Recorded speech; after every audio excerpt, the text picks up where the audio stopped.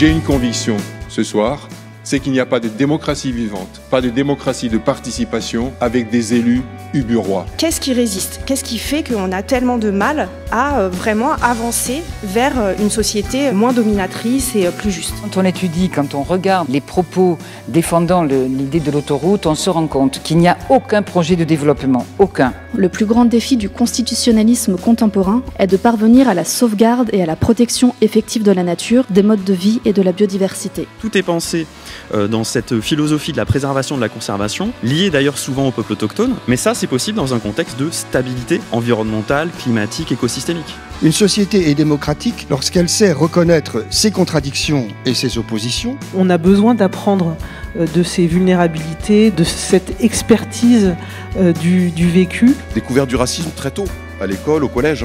Et ça m'allait pas en fait. Et donc je cherchais désespérément des espaces où on me valorise. Mais ça arrivait par le biais du sport. Heureux hasard. Rugby en Alsace, il n'y en a quasiment pas. La diversité, c'est la qualité fondamentale de toute forme de regroupement humain. Plus c'est divers, mieux c'est. On est 3 femmes du quartier, on s'inquiète pour nos enfants. Il faut recréer du lien social parce que tout le monde est parti, parce que les gens ils ont peur, plus personne ne fait confiance à personne. Tout le monde a une vulnérabilité. Le fait de les poser, le fait de les partager, crée un commun de soins qui vient transformer complètement le cadre de la rencontre. Moi, ce que j'aime faire, c'est animer ou fortifier ou créer des espaces en rassemblant plein de personnes très différentes. On veut défendre que les gens puissent se munir d'un véritable esprit critique à partir de pensées inspirantes. On le fait dans Dardar, dans Nectar, aussi dans Panard. Les initiatives qui défendent une société plus juste, plus soutenable, plus créolisée, elles sont partout, mais elles sont hors radar médiatique.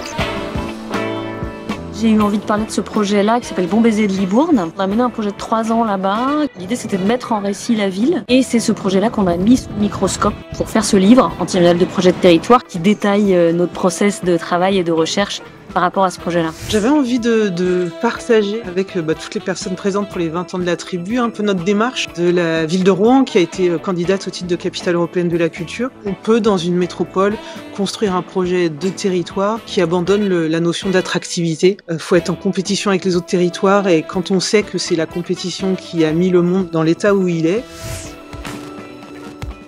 À l'issue de mon premier mandat, j'ai assez vite compris qu'il y avait une crise, au fond, de confiance des habitants et pas seulement dans ma commune, mais globalement par rapport aux politiques, et qu'il y a un fossé qui s'est creusé entre les représentants et les représentés. Parallèlement, j'ai essayé de travailler sur moi, sur mon rapport au pouvoir. Est-ce que je suis dans l'ego, je suis dans le service? Est-ce que je suis dans le pouvoir avec ou dans le pouvoir sur? Chaque personne unique et singulière au monde est capable de proposer si elle offre démocratique pour le faire. Comment on ménage les conditions d'une rencontre où chacun va trouver sa place? On n'a plus l'habitude de discuter. Très vite, on est pour ou contre. Les positions s'extrémisent. Une des choses qu'on essaye d'explorer aussi, c'est de partir de nos vulnérabilités. On nous dit parfois de regarder ce qui se fait ailleurs. Dans une collectivité publique, par exemple, de ce que fait le service social qui est juste à côté de nous alors qu'on est dans l'éducation, dans la culture. Pour moi, c'était un enjeu aussi de croiser ces différents domaines et c'était important à travers à la fois les tables rondes, les mini-confs et les ateliers que ces domaines d'activité se croisent. C'est un atelier organisé par Culture Co et la Fabrique des Transitions. Comment la culture peut être au service des politiques de transition écologique et inversement, comment les politiques de transition écologique peuvent s'appuyer en fait sur des dispositifs des dimensions culturelles. On a proposé un petit retour d'expérience sur un territoire qui s'appelle Los Angoel. Et là, on propose plutôt de les faire un peu travailler à partir d'un cas un peu plus concret sur les politiques de l'eau.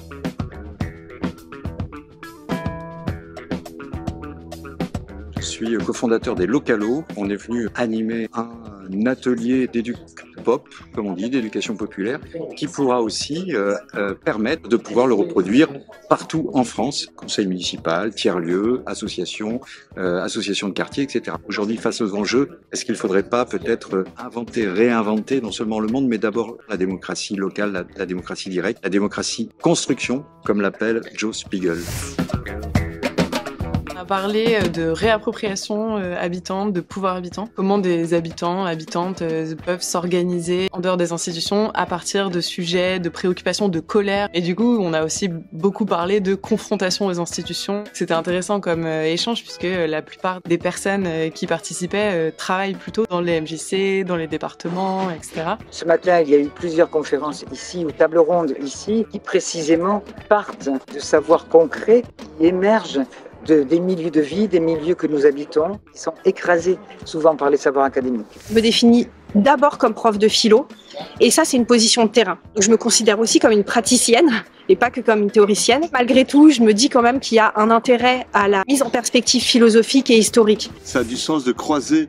Parce que, en fait, on croise des enjeux sociétaux, même si ça répond à des logiques professionnelles différentes. Il y a un certain nombre d'ateliers qui sont sur cette thématique-là, c'est-à-dire à quoi ressembleront les revues en 2044. Comment répondre à cette montée extrêmement inquiétante de l'extrême droite? Parce que, évidemment, on ne pourra plus faire comme avant.